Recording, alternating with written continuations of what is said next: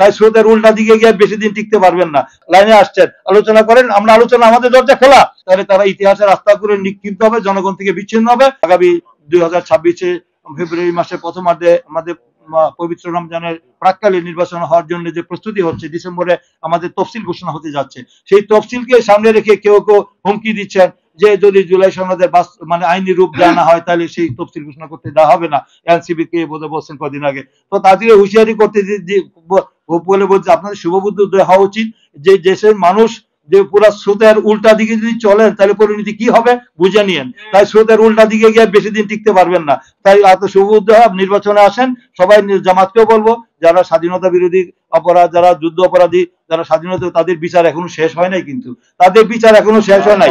অতীত ইতিহাসে আপনারা মানবতা বিরোধী এবং গণহত্যার জন্য আমরা সহযোগী ছিলেন, দেশের মানুষ জানে।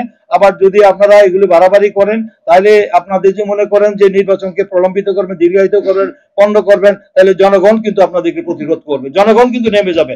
জনগণ কিন্তু সব বুঝে, দিন শেষে কিন্তু কে কি বলছে, কে কি করছে, কার কি উদ্দেশ্য জানে। কারণ জানে নির্বাচনের পরে আপনাদের পত্র বাড়বে। আপনারা কি আপনারা তো ভাবছেন যে নির্বাচনের পরে আপনাদের জামানত থাকবে না, আপনার আসন পাবেন না। তাই এই সরকার আমলে যা সুযোগ সুবিধা নেওয়া যায় এবং এটাকে মানে বিএনপির ভাবমূর্তি নষ্ট করার জন্য একটু মানে যদি টাইম বাড়ানো যায় তাহলে হয়তো তারা সুযোগ সুবিধা পাবে।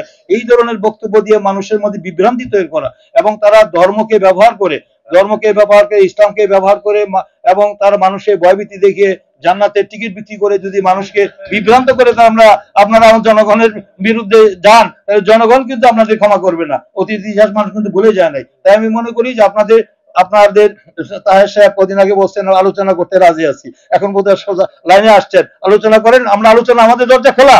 বিএনপি বলছে আমাদের দরজা খোলা, আসেন আলোচনা করেন, আপনাদের কি বক্তব্য আমরা শুনবো, কি বলতে চান আমরা বুঝি। আলোচনা আসেন, আলোচনা আসছে, নির্বাচনটা অবাধ, সুষ্ঠু, নিরপেক্ষ হোক। সেই নির্বাচন উপলক্ষে আমরা ইতিমধ্যে গতকালকে আমাদের 237টি সম্ভাব্য প্রার্থী আমাদের দলের মহাসচিব মির্জা ফখরুল আলম সাহেব ঘোষণা করেছেন।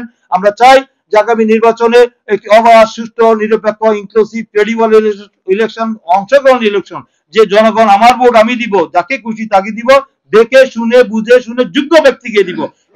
সেই নির্বাচনে যদি কেউ বাধা সৃষ্টি করা হয়, নির্বাচনকে পণ্ড করার চেষ্টা হয়, তাহলে জনগণ অতীতে যেমন মানে সকল অন্যায় অত্যাচারের বিরুদ্ধে জনগণ ঐক্যবদ্ধভাবে প্রতিরোধ করেছে, তারা যদি এই তাদের শুভবুদ্ধি উদয় না হয় তাহলে তারা ইতিহাসের রাস্তা করে নিক্ষিপ্ত হবে, জনগণ থেকে বিচ্ছিন্ন হবে, তার রাজনীতি তাদের করুণ পরিণতি হবে। তাই আমি মনে করি যে তাদেরকে এখন সেই সময় আসছে, সেই সময় আসছে আমাদের নির্বাচনকে সহযোগিতা করে এবং নির্বাচন সঠিক সময় হয়। নির্বাচন কমিশন সরকার যে ভূমিকা নিয়েছে, আমরা সরকারের সাথে আমরা কোন রকম মানে যেন দূরত্ব তৈরি না করে আমরা অনেক কিছু ছাড় দিয়েছি। এই ছাড় দিয়ে আমরা একটা জায়গায় আসছি। আমরা মনে করি যে এই ঐক্য, এই যে ফেসিবাদ বিরোধী ঐক্য হচ্ছে, ঐক্যটাকে অটুট রেখে আসেন আমরা একটি গণতান্ত্রিক সরকার, জনগণের সরকার, যেই সরকার জনগণের সরকার হবে, কোন ব্যক্তির সরকার না। তিনি কিন্তু এই কথা বলে আমি শেষ করতে চাই, আমাদের দলের একটি চেয়ারম্যান সেখানে কিন্তু বলছে ক্ষমতার কথা বলেন নাই, ক্ষমতা হলো মহান রাব্বুল আলামিন। ক্ষমতা বলছেন সকল রাজনৈতিক ক্ষমতার উৎস হলো দেশের জনগণ, জনগণ যাকে নির্বাচন করবে তারাই আগামী দিনে রাষ্ট্র পরিচালনার ক্ষমতার কথা বলেন। আমরা ক্ষমতা বলেন না, আমরা রাষ্ট্র পরিচালনার দায়িত্ব যদি পাই তাহলে আমরা একটি দফা রাষ্ট্র সংস্কারের যে রূপরেখা দিয়েছি, আমাদের সেই রূপরেখা আমরা বাস্তবায়ন করবো, সেই কথা উনি বারবার বলেছেন। কিন্তু উনি ক্ষমতার কথা বলেন না।